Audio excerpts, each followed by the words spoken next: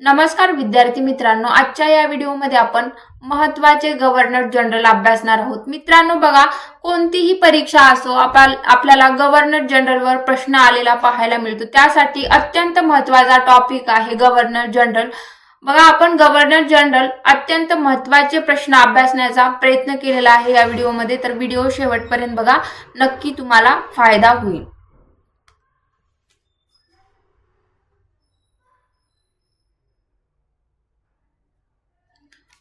नमस्कार विद्यार्थी मित्रांनो, आजच्या या व्हिडिओमध्ये आपण महत्त्वाचे गव्हर्नर जनरल अभ्यासणार आहोत। मित्रांनो बघा, कोणत्याही परीक्षेमध्ये आपल्याला गव्हर्नर जनरलवर प्रश्न आलेले पाहायला मिळतात। त्यासाठी अत्यंत महत्त्वाचा टॉपिक आहे गव्हर्नर जनरल। तर स्किप न करता व्हिडिओ शेवटपर्यंत बघा, नक्की तुमचा फायदा होईल। चला तर मग आपण वेळ न घालवता प्रश्नाला सुरुवात करू। बघा, पहिला प्रश्न काय असेल, भारताचा पहिला व्हाईसरॉय कोण होता? वॉरन हेस्टिंग, बेंटिंग, कर्जन यापैकी नाही। तर भारताचा पहिला व्हाईसरॉय असणारे उत्तर काय आहे? तर यापैकी नाही। मग आता भारताचा व्हाईसरॉय होता तर कोण? तर बघा पुढच्या स्लाइड मध्ये, तर लॉर्ड कॅनिंग हे भारताचे आपल्याला पहिले व्हाईसरॉय असलेलं सांगता येते। भारताचे व्हाईसरॉय कोण होते? Lord Canning. लॉर्ड कॅनिंग हे भारतीय सुशासन कायदा 1858 याद्वारे भारताचे पहिले काय बनले होते? तर व्हाईसरॉय बनले होते। 1857 मध्ये राष्ट्रीय उठावाच्या वेळी ते भारताचे गव्हर्नर जनरल सुद्धा असलेलं आपल्याला सांगता येतं। सी राजगोपालाचारी हे पहिले भारतीय गव्हर्नर जनरल होते। बघा, पहिले भारतीय गव्हर्नर जनरल असणारे कोण होते? तर सी राजगोपालाचारी असलेलं आपल्याला सांगता येतं। आता शेवटचे ब्रिटिश गव्हर्नर जनरल कोण होते? तर लॉर्ड माउंटबॅटन हे काय होते? तर शेवटचे ब्रिटिश गव्हर्नर जनरल होते। आणि भारताचे पहिले गव्हर्नर जनरल कोण होते? तर लॉर्ड विल्यम बेंटिंग हे भारताचे पहिले गव्हर्नर जनरल होते। बघा, भारताचे पहिले गव्हर्नर जनरल कोण होते? तर सी राजगोपालाचारी होते। आणि ब्रिटिशचे गव्हर्नर जनरल शेवटचे कोण होते? तर लॉर्ड माउंटबॅटन होते। आणि भारताचे पहिले गव्हर्नर जनरल कोण होते? तर लॉर्ड विल्यम बेंटिंग। यावर प्रश्न येऊन गेलेले आहेत, त्यासाठी IMP आहे, लक्षात ठेवू शकता तुम्ही। बघा, स्थानिक स्वराज्य संस्थांचा जनक कोणास म्हणतात? ऑप्शन मध्ये कोण आहेत बघा, Lord Ripon, Lord William Bentinck, Lord Wellesley आणि लॉर्ड डलहौसी। यापैकी स्थानिक स्वराज्य संस्थांचे जनक म्हणून कोणास ओळखले जाते? तर लॉर्ड रिपन। म्हणजेच ऑप्शन क्रमांक 1 या प्रश्नाचं उत्तर आपल्याला योग्य सांगता येतं। बघा, लॉर्ड रिपन 1880 ते 1884 पर्यंत भारताचे काहीतरी व्हाईसरॉय राहिलेले व्यक्ती कोण होते? लॉर्ड रिपन असलेलं आपल्याला सांगता येतं। आता बघा, त्यांच्या काही प्रमुख घटना होत्या, त्या कोणकोणत्या होत्या? व्हिर्नाक्युलर प्रेस ऍक्ट 1882 मध्ये रद्द करण्यात आलेला आपल्याला सांगता येतं। 1882 मध्ये झालेल्या ठरावाने भारतातील स्थानिक स्वराज्य संस्थेची स्थापना केली। शिक्षण सुधारण्याच्या उद्देशाने 1882 मध्ये हंटर कमिशन नेमलेलं आपल्याला सांगता येतं। नागरी सेवांमध्ये प्रवेशांचे वय 18 वर्ष वरून 21 वर्ष करण्यात आले। पहिला फॅक्टरी कायदा 1881 मध्ये लागू करण्यात आलेला आपल्याला सांगता येतो। बघा, तिसरा प्रश्न काय आहे, सतीबंदी कायदा 1829 ला कोणत्या गव्हर्नर जनरलने संमत केली? तर सतीबंदी कायदा संमत करणारे गव्हर्नर जनरल कोण होते? William Bentinck, Robert Clive, Lord Curzon आणि लॉर्ड रिपन।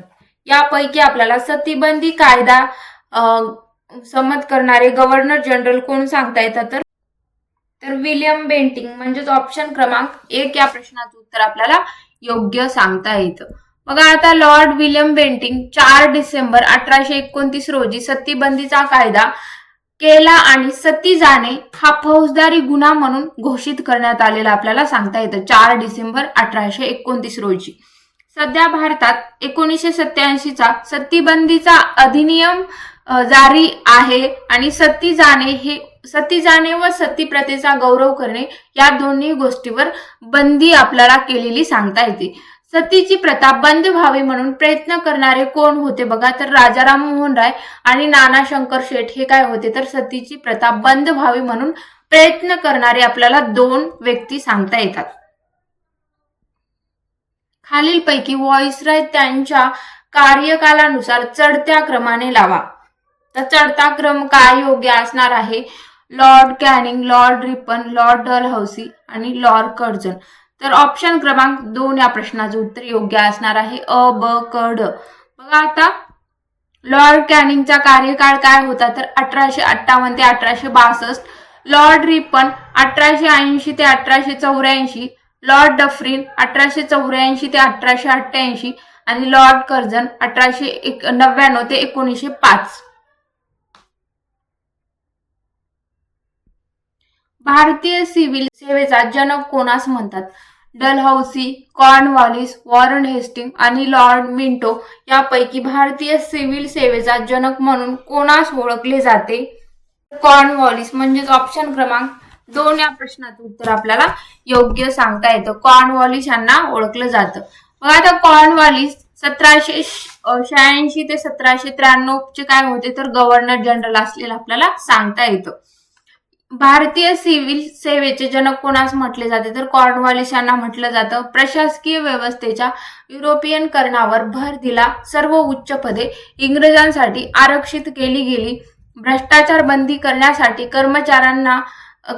कर्मचाऱ्यांच्या पगारात वाढ करण्याचे सुचविलेले कोण होते? तर योजना राबवलेली आपल्याला सांगता येते. संचालक मंडळाच्या नातेवाईकांना दिली जाणारी पदे, कोणालाही पात्रता नसताना दिली जाणारी पदे सर्व बंद केलेली आपल्याला सांगता येतात. कॉर्नवॉलिस कोड तयार केला. म्हणजेच शासकीय कामकाजासाठी तपशीलवार नियम आणणारे कोण होते? तर कॉर्नवॉलिस असलेले आपल्याला सांगता येतात. वायव्य सरहद प्रांत कोणी निर्माण केला? Lord Dalhousie, Montagu Chelmsford, Lord Curzon आणि लॉर्ड. बघा तर ऑप्शन काय योग्य असणार आहे? वायव्य सरहद प्रांत कोणी निर्माण केला? तर लॉर्ड कर्झन. म्हणजेच ऑप्शन क्रमांक 3 या प्रश्नाचं उत्तर आपल्याला योग्य सांगता येतं. लॉर्ड कर्झन 1899 ते 1905 चे व्हॉइसरॉय असलेले आपल्याला सांगता येतात. वायव्य सरहद धोरण सीमा भागातील ब्रिटिश सैन्य काढले. लष्करी महत्वाची ठाणे रेल्वेने जोडली. नवा वायव्य सरहद प्रांत निर्माण करणारे आपल्याला कोण सांगता येतात? तर लॉर्ड कर्झन पाहायला मिळतात. खालीलपैकी कोणत्या कायद्यानुसार बंगालचा गव्हर्नर जनरल भारताचा गव्हर्नर जनरल बनला? मोर्लो-मेंटो सुधारणा कायदा 1919, भारत सरकार कायदा 1858, इंडियन कौन्सिल ऍक्ट 1861 आणि चार्ट ऍक्ट 1833. यापैकी कोणता कायदा आपल्याला सांगता येतो? बघा चार्ट ऍक्ट 1833. म्हणजे ऑप्शन क्रमांक 4 या प्रश्नाचं उत्तर आपल्याला योग्य सांगता येतं. 1833 चा चार्ट ऍक्ट नुसार बंगालचा गव्हर्नर जनरल भारताचा गव्हर्नर जनरल बनला. कधी? 1833 च्या चार्ट ऍक्ट नुसार बंगालचा गव्हर्नर जनरल आपल्याला भारताचा गव्हर्नर जनरल बनलेलं सांगता येतं. त्यांचे अधिकार का वाढले? कौन्सिलसह गव्हर्नर जनरलने घेतलेले निर्णय आता कायदा बनवेल व तो सर्व इलाख्यात लागू होईल. पहिला भारताचा गव्हर्नर जनरल असणारे कोण होते? तर लॉर्ड विल्यम बेंटिंक हे आपल्याला पहिले भारताचे गव्हर्नर जनरल असलेलं सांगता येतं. बघा यावर प्रश्न येऊन गेलेला आहे की भारताचे पहिले गव्हर्नर जनरल कोण होते?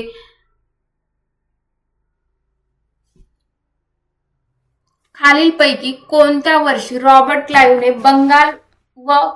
बंगाल, बिहार आणि ओरिसा येथील मुघल राज्यकर्त्यांकडून दिवाणी स्वीकारली? सन 1761, सन 1778, सन 1781 आणि सन 1765. यापैकी ऑप्शन काय योग्य आहे? बघा सन 1765. म्हणजेच ऑप्शन क्रमांक 4 या प्रश्नाचं उत्तर बरोबर येणार आहे. भारतात इसवी सन 1856 मध्ये टिंबटिंब यांनी पुरातत्व विभागाची स्थापना केली. कोणी केली असं आपल्याला ऑप्शन दिलेले आहेत. त्यापैकी ऑप्शन काय योग्य असणार आहे? बघा तर लॉर्ड डलहौसी. म्हणजेच ऑप्शन क्रमांक 4 या प्रश्नाचं उत्तर आपल्याला योग्य सांगता येतं. बघा लॉर्ड डलहौसी 1846 ते 1856 या काळात भारताचे गव्हर्नर जनरल असणारे कोण होते? तर लॉर्ड डलहौसी. लॉर्ड डलहौसीने रेल्वे बोर्ड, बांधकाम विभाग यांचीही स्थापना करणारे कोण व्यक्ती होते? Lord Dalhousie. इसवी सन 1853 मध्ये मुंबई ते ठाणे हा भारतातील पहिला लोहमार्ग खालीलपैकी त्या काळात उभारला गेला? कोणाच्या काळामध्ये बघा, Lord William Bentinck, Lord Dalhousie, Lord Wellesley आणि लॉर्ड रिपन. यापैकी ऑप्शन काय योग्य असणार आहे? तर लॉर्ड आपल्याला डलहौसी सांगता येतं, त्यामुळे ऑप्शन क्रमांक 2 या प्रश्नाचं उत्तर योग्य असणार आहे. लॉर्ड डलहौसी बघा 1846 ते 1856 या काळामध्ये गव्हर्नर जनरल असलेला आपल्याला सांगता येतात. यांच्याच काळात मुंबई ते ठाणे हा भारतातील पहिला लोहमार्ग उभारण्यात आलेला आपल्याला सांगता येतो.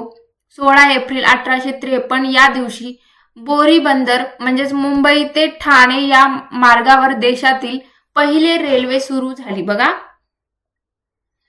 16 एप्रिल 1853 या दिवशी बोरी बंदर म्हणजेच मुंबई ते ठाणे या मार्गावर देशातील पहिली रेल्वे सुरू झाली. आपल्याला कधी झाली तर 16 एप्रिल 1853 रोजी.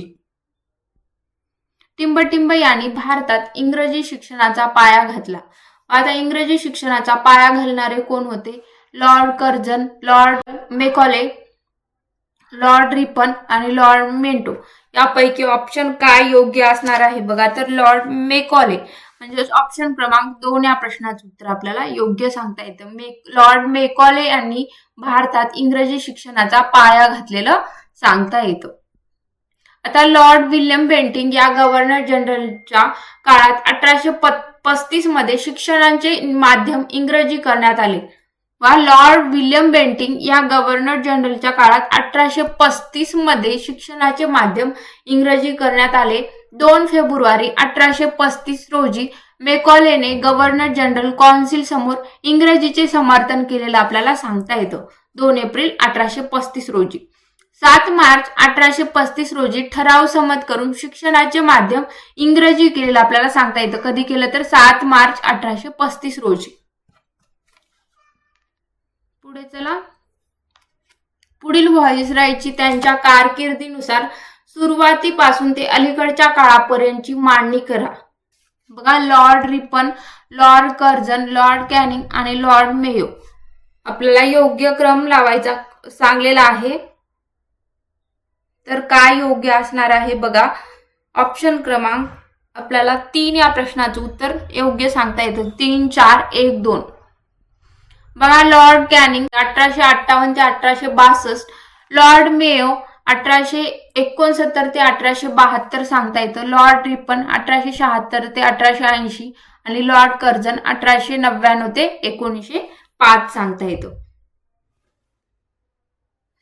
1857 मध्ये रॉबर्टसन हा कोणत्या परिसराचा कलेक्टर होता? आता रॉबर्टसन कोणत्या परिसरातला कलेक्टर असलेला आपल्याला सांगता येतं? कोल्हापूर, नाशिक, अहिल्यानगर आणि पुणे. यापैकी ऑप्शन काय योग्य असणार आहे? बघा तर पुणे. ऑप्शन क्रमांक 4 या प्रश्नाचं उत्तर आपल्याला योग्य सांगता येतं. या गव्हर्नर जनरलच्या काळात इसवी सन 1770 मध्ये जिल्ह्यातील महसूल गोळा करण्याच्या कामावर देखरेख ठेवण्यासाठी कलेक्टर या पदाची निर्मिती केली. बघा आता कोण असतील ते? Lord Clive, Lord Canning, Warren Hastings आणि लॉर्ड कॉर्नवॉलिस. यापैकी गव्हर्नर जनरलच्या काळात इसवी सन 1770 मध्ये जिल्ह्यातील महसूल गोळा करण्याच्या कामावर देखरेख ठेवण्यासाठी कलेक्टर या पदाची निर्मिती केली. आपण करणारे कोण होते? बघा कलेक्टर या पदाची निर्मिती तर वॉरन हेस्टिंग. म्हणजेच ऑप्शन क्रमांक 3 या प्रश्नाचं उत्तर आपल्याला योग्य सांगता येतं. बघा कलेक्टर या पदाची निर्मिती करणारे कोण होते? तर वॉरन हेस्टिंग. वॉरन हेस्टिंग 1772 मध्ये ब्रिटिश गव्हर्नर वॉरन हेस्टिंग यांनी जिल्हाधिकारी पदाची निर्मिती केली आणि जमीन महसूल वसुलीच्या उद्देशाने हे पद निर्माण करण्यात आलेलं आपल्याला सांगता येतं. बघा उद्देश काय होता? जमीन महसूल वसुलीच्या उद्देशाने हे पद निर्माण करण्यात आले आणि निर्माण करणारे कोण होते? तर वॉरन हेस्टिंग. या पदाचे महत्त्व वाढवण्यासाठी कंपनी सरकारने न्यायदान आणि नागरी प्रशासनाची जबाबदारी जिल्हाधिकाऱ्याकडे देण्यात आलेली आपल्याला सांगता येते, सोपवलेली. पुढचा प्रश्न तर बघा पुढचा प्रश्न, भारतीय दंड संहितेचा निर्माता कोण आहे? Lord Macaulay, Lord Curzon, Lord Irwin आणि माउंटबॅटन. तर लॉर्ड मेकॉले हे भारतीय दंड संहितेचा निर्माता असलेला आपल्याला सांगता येतो. ऑप्शन क्रमांक एक या प्रश्नाचं उत्तर आपल्याला योग्य सांगता येतं. भारतीय दंड संहिता ब्रिटिश कायद्यावर आधारलेली आहेत. याची निर्मिती 1834 मध्ये लॉर्ड थॉमस मेकॉलेनी केलेली आपल्याला सांगता येते. बघा, भारतीय दंड संहिता ब्रिटिश कायद्यावर आधारलेली आहे, पण यांची निर्मिती करणारे कोण होते तर लॉर्ड थॉमस मेकॉलेने आपल्याला निर्मिती केलेली सांगता येते. आणि प्रत्यक्ष कायदा 1860 साली पारित करण्यात आला. त्याच्या जागी भारतीय न्याय संहिता BNS अस्तित्वात आलेली आपल्याला पाहायला मिळते. बघा, पुढचा प्रश्न. सन 1904 मध्ये प्राचीन स्मारक कायदा संमत करण्याचे श्रेय खालीलपैकी कोणास आहे? Lord Wellesley, Lord Chelmsford, Lord एमहर्स्ट्रा आणि लॉर्ड कर्झन. यापैकी ऑप्शन काय योग्य असणार आहे? तर बघा, लॉर्ड कर्झन म्हणजे ऑप्शन क्रमांक 4 या प्रश्नाचं उत्तर आपल्याला योग्य सांगता येतं. बघा, लॉर्ड कर्झन 1999 ते 1905 या काळामधले व्हॉइसरॉय सांगता येतात. प्राचीन स्मारक संरक्षण अधिनियम 1904 मध्ये मंजूर करण्यात आला, ते म्हणजे लॉर्ड कर्झनच्याच आपल्याला काळामध्ये सांगता येतो.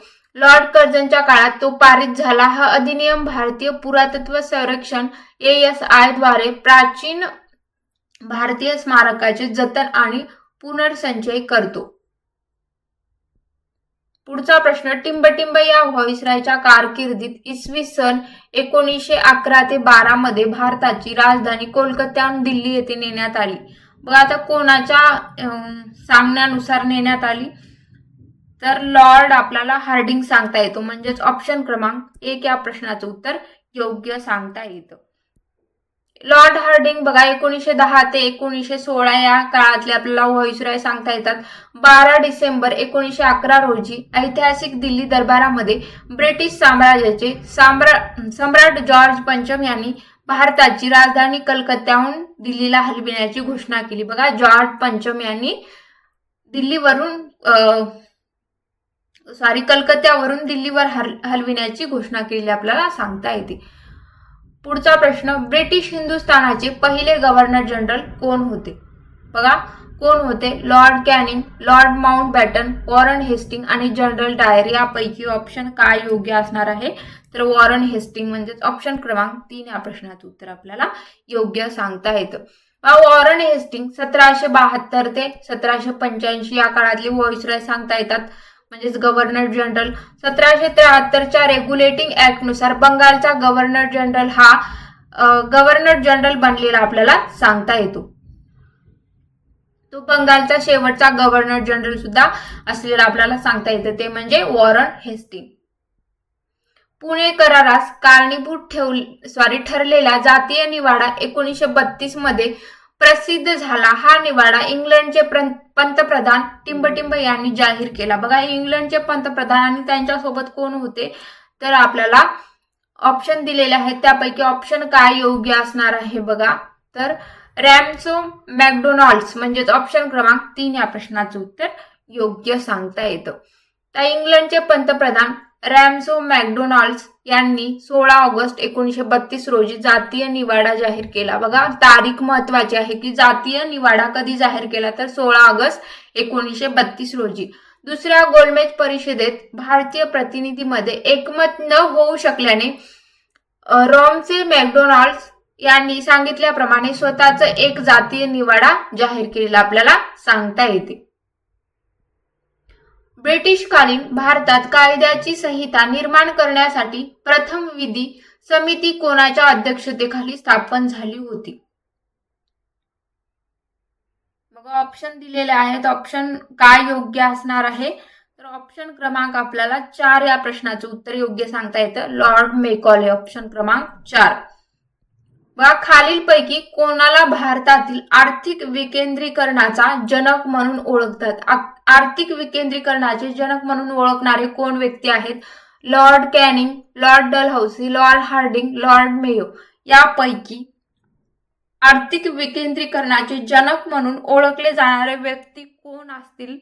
तर लॉर्ड मेयो. 4 या प्रश्नाचं उत्तर आपल्याला योग्य सांगता येतं, लॉर्ड मेयो. पुढचा प्रश्न बघा, लॉर्ड मेयोला आर्थिक विकेंद्रीकरणाचे जनक म्हणून सुद्धा ओळखले जातात. त्यांनी प्रांतिक स्वायत्तता आणून त्यांना आर्थिक अधिकार दिले. त्यांनी भारताची जनगणना 1872 साली केलेली आपल्याला सांगता येते. अंदमान येथे त्यांचा खून झाला. स्थानिक स्वराज्य संस्थांचे जनक कोण होते? लॉर्ड रिपन आपल्याला सांगता येतात.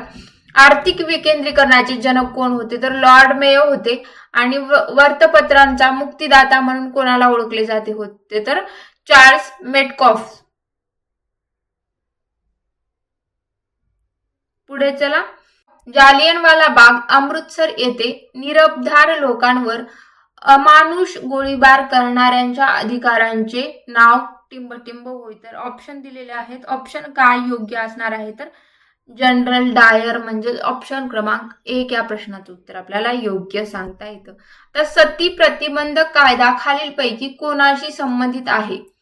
Lord Bentinck, Lord Auckland, Lord Dalhousie आणि लॉर्ड कॉर्नवॉलिस यापैकी सतीबंदीचा कायदा कोणाशी संबंधित आहे? तर आपल्याला कोणाशी संबंधित असलेला आपल्याला सांगता येतं बघा.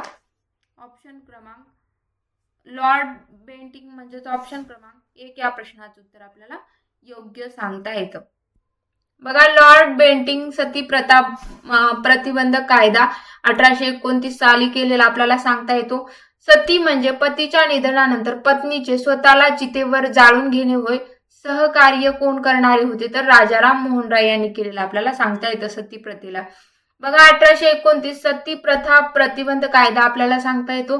1829 बालहत्या प्रतिबंध कायदा सांगता येतो. आणि 1835चा शिक्षणाचा झिरपता सिद्धांत सुद्धा आपल्याला सांगता येतो. पुढचा प्रश्न. भारतीयांना इंग्रजी शिक्षण देण्याच्या धोरणाचा अवलंब टिंबटिंब यांच्या कारकिर्दीत करण्यात आला. कोण आहेत बघा? Lord William Bentinck, Sir John Shore, Lord Dalhousie आणि सर चार्ल्स मेटकॉफ यापैकी ऑप्शन काय योग्य असणार आहे? तर लॉर्ड विल्यम बेंटिंग म्हणजेच ऑप्शन क्रमांक 1 या प्रश्नाचं उत्तर आपल्याला योग्य सांगता येतं. आता भारतीयांना इंग्रजी शिक्षण देण्याचा अवलंब लॉर्ड बेंटिंगच्या कारकिर्दीत करण्यात आला. लॉर्ड मेकॉले यांनी झिरपता सिद्धांत मांडला. त्यानुसार सरकार आणि वर्गाला शिक्षण देणारा होतो, त्यातून खालच्या वर्गाला शिक्षणाचा लाभ मिळणार होता. बेंटिंगने 1835 साली याचा अवलंब केलेला आपल्याला सांगता येतो. बेंटिंग भारतीयांना इंग्रजी शिक्षण देण्याचं सुद्धा काम बेंटिंगने केलेलं आपल्याला सांगता येतो. रिपननी बघा भारतीय शिक्षण आयोग म्हणजेच हंटर आयोगाची आपल्याला स्थापना केलेलं रिपन यांनी सांगता येतं. हा प्रश्न. इसवी सन 1848 ते 1856 या काळात अनेक संस्थाने कोणी खालसा केली?